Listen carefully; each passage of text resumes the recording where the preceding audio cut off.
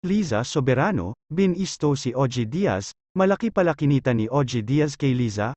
Ani Liza, walang katotohanan na hindi na nakatatanggap ng komisyon si OG sa kanya dahil nakatanggap pa ng tseke ang talent manager mula sa mga brands na nag-renew bago pa matapos ang kanilang kontrata. Dagdag pa niya, noong kasalukuyang isinasagawa ang interview ay makakatanggap pa ng tseke ang dati niyang talent manager bilang komisyon sa kanyang renewed brand deal dahil parte ito ng kontrata nila at ayaw niyang sum-ira sa pinirmahan.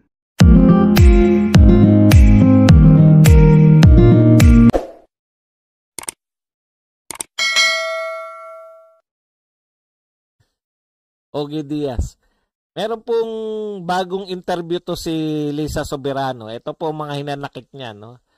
It feels like si Ogie Diaz daw po, trying to fight me or trying to ruin me. Ha? Tignan niyo naman, ha? Mukha pong gusto na akong sirain ni Tito Ogie because he is saying so many things that are untrue. Why is he trying to say things to make people turn against me? Anak pa man din yung tawag niya sa akin. Gagawin niya ba yun sa mga anak niya? Sana kinausap niya muna ako. Kung na-hurt siya ng mga nasabi ko, sana sinabi niya muna sa akin. Personally, instead of treating me like everyone else in the industry. Alam niyo, nung una, ganyan din tingin ko kay Soberano na napapaikot ng mga bago niyang management, walang utang na loob. Sa sarili ko lang, hindi ko sinasabi na nung nakita ko po kung gaano kalaki yung katkong ni Ogie Diaz sa kinikita ni Liza Soberano, napaisip talaga ako . Ito po, grabe po to. Alam niyo po kung magkano po yung kinakatkong sa kita ni Liza Soberano? Tito Ogie, 30% po. Tita Johnny, 20%. Star Magic, 10%. 60% na sa katkong pa lang ng mga taong ito at ang pinakamalaking katkong kay Tito Ogie. Alam niyo po sa totoo lang, ang akala ko sa manager, 10% lang . Wala akong ideya. Hindi naman ako hindi ko tinuloy yung pag-artista ko . Hindi po pera biro. Wala akong ka-ideya na 30% pala ang katkong ni Ogie Diaz. Kaya pala sisirain ka na lang, Liza Soberano. Kung siya nakikinabang sa iyo at hindi ka na niya pakikinabangan, talagang ganun. Siguro isip ni Ogie, wag naman ganun Ogie, no? Nakinabang ka naman . Siguro isip ni Ogie, kung hindi ka rin lang mapapakinabangan, hindi ka na rin pakikinabangan ng iba. 30%? Ogie pa lang, 20% sa Tita Johnny. Sino man yung si Tita Johnny na yun? Grabe po. Ang lalaki po ng kinikita nyo. Kay Liza Soberano at yung Star Magic, 10%. Akala ko yung Star Magic, wala nang katkong dahil meron na nga manager . Si Tito Ogie na nga . Akala ko, kumbaga, dahil ABS-CBN, meron pa rin pala. Kawawa pala yung mga artista natin. No wonder, no? Ngayon po, ngayon ako nagano, di ba? Parang habang sikat po sila, no? Thank you very much muna kay 818. Habang sikat po sila. Parang ang alwan-alwan ng buhay. Kaya pala mawalan lang po ng project yung mga artista. Halos wala na po kagad. Napapanood natin mga artista na parang biglang hirap. Hindi ko po alam, wala ko idea kung yan po ay applicable sa lahat po ng artista sa buong industriya. Wala akong idea . Pero, yun nga po, no? Kawawa pala mga artista pag ganyan.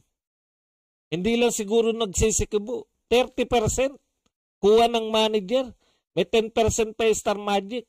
Meron pang Tita Johnny. Grabe naman.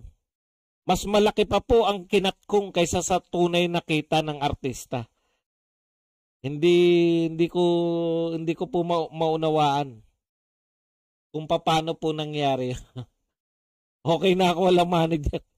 100% nakita ko akin. hindi, hindi ko papayag. Okay. Kaya pala hinayang na hinayang kayo na mawala sa inyo si Lisa Soberano. Sari-saring nagtaka si Lisa. Bakit nyo ko sinisiraan? Gusto lang naman ni Lisa Soberano yung magkaroon ng mga proyektong gusto niya. Ayaw niya na ng love team lang. Ayaw niya. Gusto niya sigurong gayahin yung idol natin na si... Sino na nga? Yung sa deleter. Baka gusto rin ni Lisa Soberano na magpakita ng kaperasitong laman. Hayaan nyo kasi. Di ba? Yun po yun eh. Yung deleter. Anong pangalan nun? Yung bumibili ng sausawan ni Mang Tomas. Nakalimutan ko na yung pangalan. Yun yung tinalo nun si Vice Ganda sa MMFF. Oo, wala.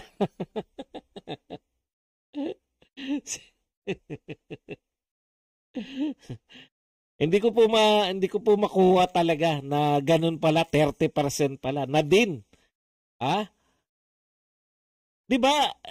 Nakikita nyo pa ako ganito eh ang keyword diyan nung nakita niya si Nadine na walang love team. Wala nang ka-love team si Nadine, 'di ba? Sino ba ka-love team ni Nadine? Di ko alam eh. Walang love team. Number 1 sa MMFF. Siyempre si Lisa Soberano, gusto ko rin yung ganyan. Gusto ko rin magpakita ng kaperasitong laman. Hayaan nyo siya magpakita ng kaperasitong laman. Imagine niyo si Lisa Soberano. Magpapakita matanda na yan. Hindi, ilang taon na ba yan? 20 plus na yan, di ba? Oh. Nagpakita ng mga kaperasitong laman si Nadine Lustre. Baka gusto ng mga mature role ni Lisa Soberano. Hayaan natin yan. Antindi, no? Hindi ko po mapaniwala. Kaya po pala yung mga artista bigla naghihirap pag nawala ng project.